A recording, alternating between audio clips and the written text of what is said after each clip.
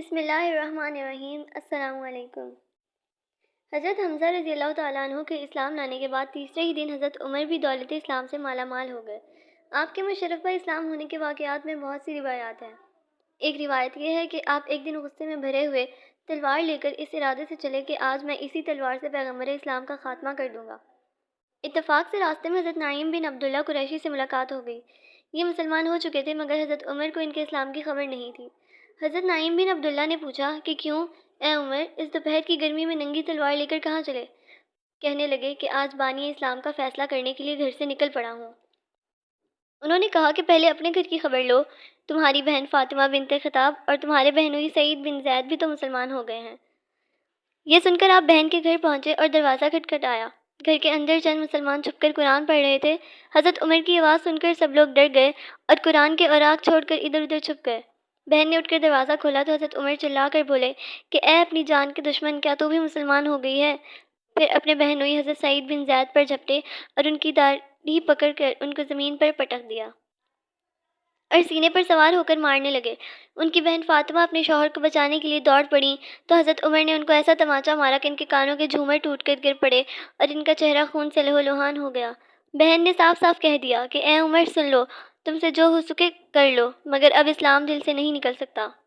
حضرت عمر نے بہن کا خون آلود چہرہ دیکھا اور ان کا عزم و استقامت سے بھرا ہوا یہ جملہ سنا تو ان پر رخت طاری ہو گئی اور ایک دم دل نرم پڑ گیا۔ تھوڑی دیر تک خاموش کھڑے رہے، پھر کہا کہ اچھا تم لوگ جو پڑھ رہے تھے مجھے بھی دکھاؤ۔ بہن نے قرآن کے اوراق کو سامنے رکھ دیا، اٹھا کر دیکھا تو اس آیت پر نظر پڑی کہ سبح للہ ما فی السماوات والارض وہو العزیز الحکیم۔ اس آیت کا ایک ایک لفظ صداقت کی تاثیر بن کر دل کی گہرائی میں پیوست ہوتا چلا گیا اور جسم کا ایک ایک بال لرزہ برآمد ہونے لگا۔ جب اس آیت پر پہنچے کہ آمنوا باللہ ورسولہ تو بالکل ہی بے قابو ہو گئے اور بے اختیار پکار اٹھے کہ اشہد ان لا الہ الا اللہ واشہد ان محمد رسول اللہ۔ یہ وہ وقت تھا کہ حضور اکرم صلی اللہ علیہ وسلم حضرت ارقم بن ارقم کے مکان میں مقیم تھے۔ حضرت عمر بہن کے گھر سے نکلے اور سیدھے حضرت ارقم کے مکان پر پہنچے تو دروازہ بند پایا۔ کنڈی بجائی، اندر کے لوگوں نے دروازے کی جھری سے جھانک کر دیکھا تو حضرت عمر ننگی تلوار لیے کھڑے تھے۔ لوگ گھبرا گئے اور کسی میں دروازہ کھولنے کی ہمت نہیں ہوئی، مگر حضرت حمزہ رضی اللہ تعالیٰ عنہ نے بلند آواز سے فرمایا کہ دروازہ کھول دو اور اندر آنے دو۔ اگر نیک نیتی کے ساتھ آیا ہے تو اس کا خیر مقدم کیا جائے گا، ورنہ اسی کی تلوار سے اس کی گردن اڑا دی جائے گی۔ حضرت عمر نے اندر قدم رکھا تو حضور صلی اللہ علیہ وسلم خود آگے بڑھے اور حضرت عمر کا بازو پکڑا۔ فرمایا کہ اے خطاب کے بیٹے، تو مسلمان ہو جا، آخر تو کب تک مجھ سے لڑتا رہے گا؟ حضرت عمر رضی اللہ تعالیٰ نے بلند آواز کلمہ پڑھنا شروع کیا۔ حضور صلی اللہ علیہ وسلم نے مارے خوشی کے نعرہ تکبیر بلند فرمایا اور تمام حاضرین نے اس زور سے اللہ اکبر کا نعرہ مارا کہ مکہ کی پہاڑیاں گونج اٹھیں۔ پھر حضرت عمر کہنے لگے کہ یا رسول اللہ، یہ چھپ چھپ کر خدا کی عبادت کرنے کے کیا معنی؟ اٹھیے، ہم کعبے میں چل کر علی اللہ کریں گے، اور خدا کی قسم، میں کفر کی حالت میں جن جن مجلسوں میں بیٹھ کر اسلام کی مخالفت کرتا رہا ہوں، اب میں ان تمام مجالس میں اپنے اسلام کا اعلان کروں گا۔ پھر حضور اکرم صلی اللہ علیہ وسلم صحابہ کی جماعت کو لے کر دو قطاروں میں روانہ ہوئے۔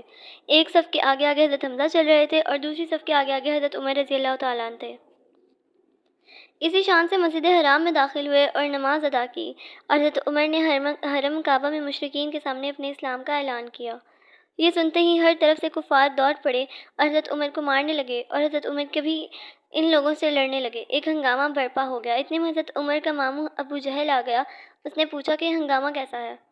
لوگوں نے بتایا کہ حضرت عمر مسلمان ہو گئے ہیں، اس لیے لوگ برہم ہو کر ان پر حملہ آور ہوئے ہیں۔ یہ سن کر ابو جہل نے حتیم کعبہ میں کھڑے ہو کر اپنی آستین سے اشارہ کر کے اعلان کر دیا کہ میں نے اپنے بھانجے عمر کو پناہ دی۔